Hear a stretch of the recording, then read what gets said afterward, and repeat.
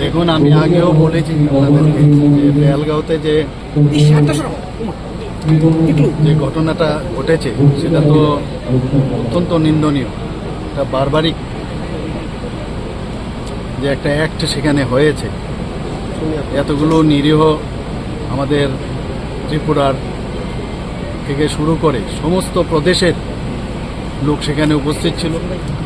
এর মধ্যে দেখা গেছে যে মাননীয় প্রধানমন্ত্রীজি বলেছে আমাদের ত্রিপুরার কয়েকজন অল্পের জন্য রক্ষা পেয়েছে। আপনারা সবাই জানেন, যারা বাংলায় কথা বলে, যারা কর্ণাটকের থেকে শুরু করে সমস্ত প্রদেশেরই লোক সেখানে ছিল, এবং তাদেরকে যেভাবে হত্যা করেছে সেটা অত্যন্ত নিন্দনীয়।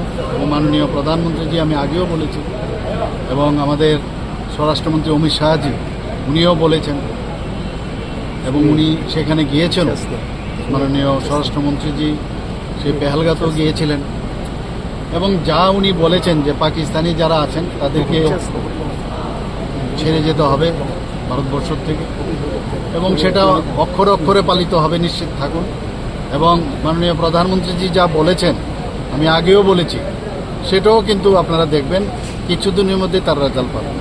কাউকে উনি ছাড়বেন না, এবং সমস্ত ভারতবাসী ওনার সাথে আছে, সেটাও আপনারা দেখেছেন। ত্রিপুরাবাসীর থেকেও আমরা বলেছি, যারা গরিব ফ্যামিলি তাদের প্রতি সহানুভূতি রয়েছে, ওনাদের সাথে আমরা আছি। এবং আগামী দিন এই ধরনের যে বারবারিক ইনসিডেন্ট সেখানে হলো, সেটা আগামী দিন যাতে ভারতবর্ষে না হয়, সেটা তার একটা দৃষ্টান্তমূলক একটা ব্যবস্থা মাননীয় প্রধানমন্ত্রীজি নেবেন।